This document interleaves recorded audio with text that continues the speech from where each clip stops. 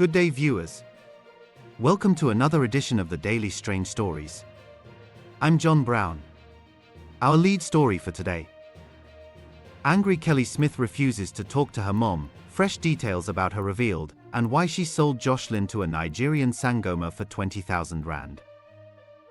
The name Racquel Kelly Smith is now synonymous with a mother's ultimate betrayal.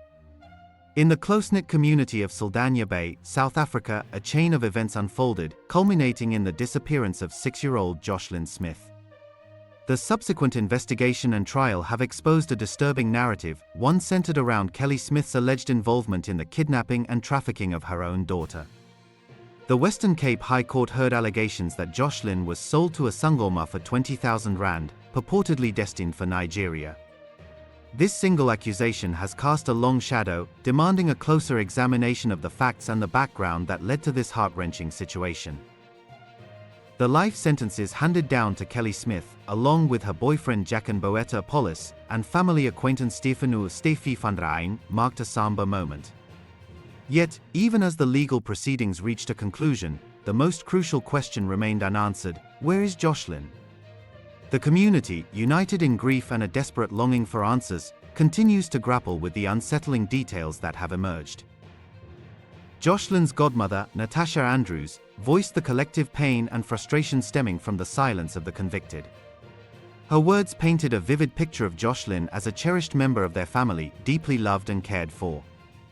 The refusal of the accused to provide any information about Joshlin's whereabouts only intensifies the anguish and prolongs the search for closure. Amanda Smith Daniels, Kelly's mother, embodies the complex emotions of a parent grappling with a child's unimaginable actions. I am angry. I am angry because nobody knows if she's still alive, if Joshlin is still alive. So I am angry and I don't want to see her. Torn between unconditional love and the recognition that her daughter must face the consequences. She said, "My love will never vanish, because no parent can bury their love. I had a son who passed on, I still cry every day. My love for her will never disappear. I'm a total wreck. I've been depressed since this case started." On the following day, she revealed that plans are in place for her to legally adopt Smith's 2 other children. Amanda Smith Daniels further said she tried to say goodbye to her daughter shortly after court proceedings concluded following their life in prison sentences that Kelly and her 2 co-accused were slapped with. However, Kelly flatly refused to talk to her. Surprisingly, Kelly Smith welcomed her friends, community members, and some of her other family members with open arms when they wanted to greet her, except her own mother. Smith Daniels said she was told that the reason her daughter refused to see her was because of the powerful and truthful victim impact statement she gave the state, which was read out in court on Wednesday last week. Speaking to news reporters, Kelly's mother said, "She absolutely hates me right now, and that's okay. I am aware that she is not happy about what was read out from me in court, but I spoke my truth and I am sticking to it." Kelly's 10-year-old son now lives with Smith Daniels in the Northern Cape. Her youngest daughter, too, is staying with her dad, Jose Mka, also in the Northern Cape. Smith Daniels said her daughter's actions were an embarrassment to the family. Part of Smith Daniels' victim impact statement read, "How do you sleep? How do you live with yourself? No punishment that you will get will be enough until Joshlin is found." Smith Daniels said she had no hard feelings about Kelly not wanting to see her. She added that Kelly needs to live with the decisions she has made. She said it's hard and difficult for her to see her child, her flesh and blood, being inside a prison for the rest of her life. Smith Daniels said no parent wants that for their child, no matter their relationship. However, she said Kelly must be held accountable for her terrible actions because her grandchild, Joshlin, is missing. She said, "Did she, Kelly, honestly expect me to still tell the court to give her a lenient sentence?" Asked if she plans on ever taking the children to visit their mother in prison, Smith Daniels responded, "Never. That's not going to happen." She said the children have been through enough heartache and she will never put them through that torment of visiting Kelly so that they can be more traumatized. Detailing her grandchildren's new life in the Northern Cape, she said Smith's son has his own room for the first time in his life. The trial exposed a troubled past for Kelly Smith, revealing a life marked by addiction and instability. Born in October 2017, to Smith and her former partner Jose Emka, Joshlin's early years were marred by neglect, according to a social worker who testified during the trial. Growing up, Kelly Smith had lived with her maternal grandmother and had struggled with substance abuse since she was 15, often becoming abusive towards her and her children when she was high, social workers said. This history of substance abuse and instability paints a picture of a mother struggling to provide a stable and nurturing environment for her children. A report prepared by a social worker for the sentencing hearing paints a stark picture of Smith's drug addiction at the time of Joshlin's birth. Her grandmother had kicked Smith out of the family home because of her drug use, and she had threatened to stab her own son at that time. These details underscore the severity of Kelly's addiction and the potential impact on her ability to care for her children.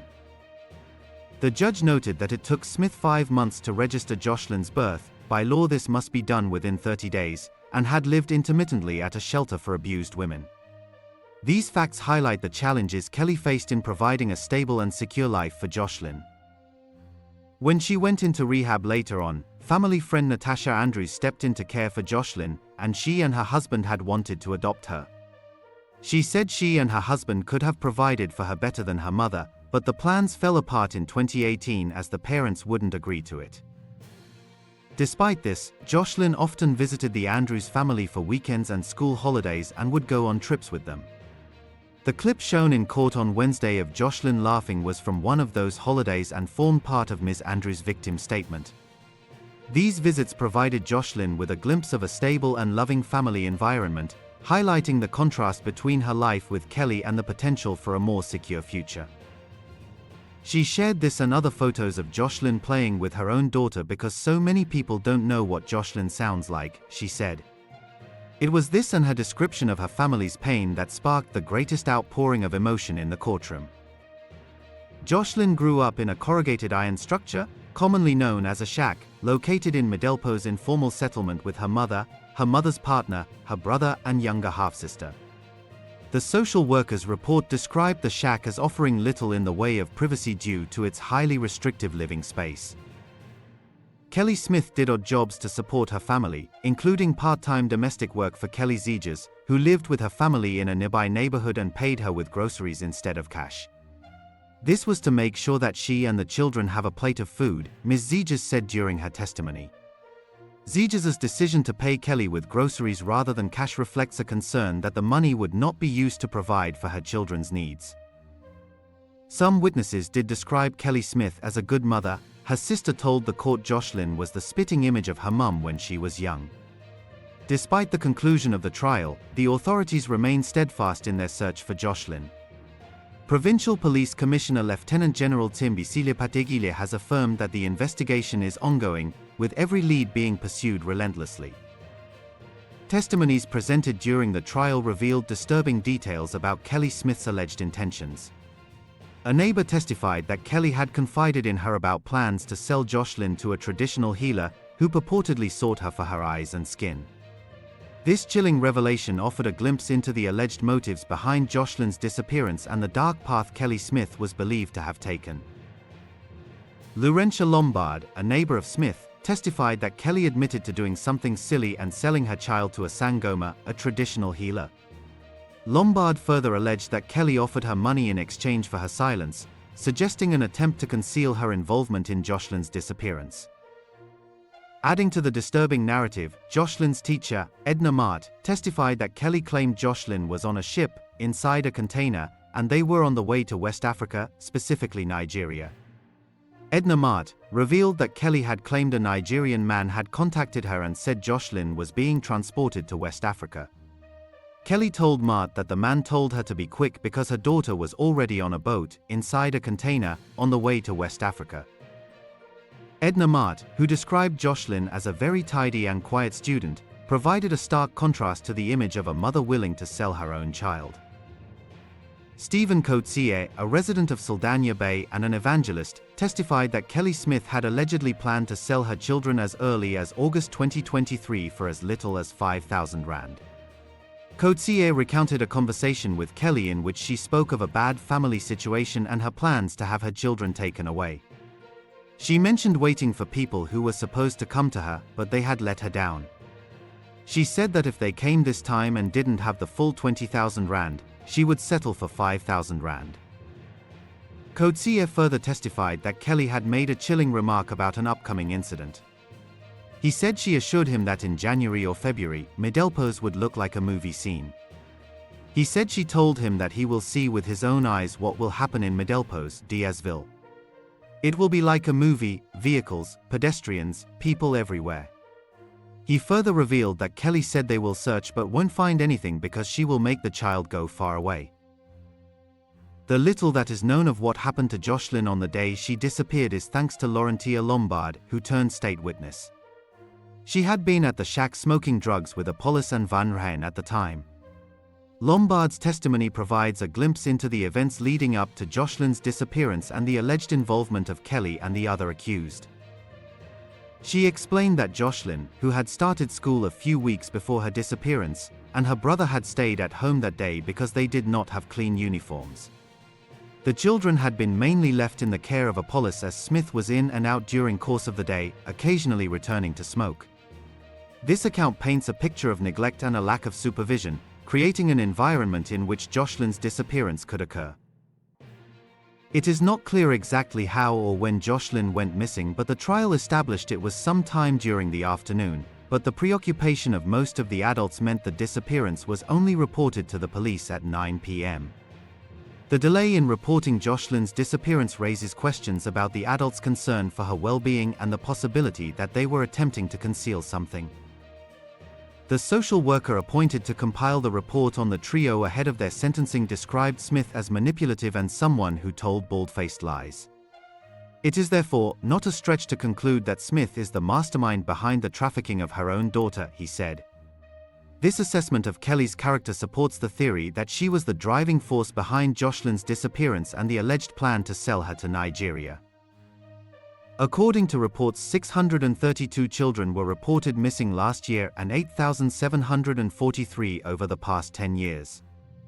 These statistics highlight the prevalence of missing children in South Africa and the urgent need for increased efforts to protect vulnerable children like Joshlin. Stefano van Rijn, one of the accused in the Joshlin Smith case, said while he never saw the child on the day she disappeared, he was mistreated and nearly killed by police during interrogation. This was revealed when his lawyer, advocate Nobehlim Gabai, who indicated soon after the trio was sentenced to life in prison that her client is innocent and that they will be appealing both the conviction and the sentence. Van Rijn, alongside Jacqueline Boeta Apollos and Kelly Smith, all pleaded not guilty to charges of kidnapping and trafficking in persons, but Judge Nathan Erasmus found the trio guilty on the 2 counts. The 3 were last week slapped with life in prison sentences. Thank you for watching this news video. We'd love to hear what you think about this story, so please leave your comments below. We read them all and appreciate your insights. Join us again in our next strange story. Until then, goodbye.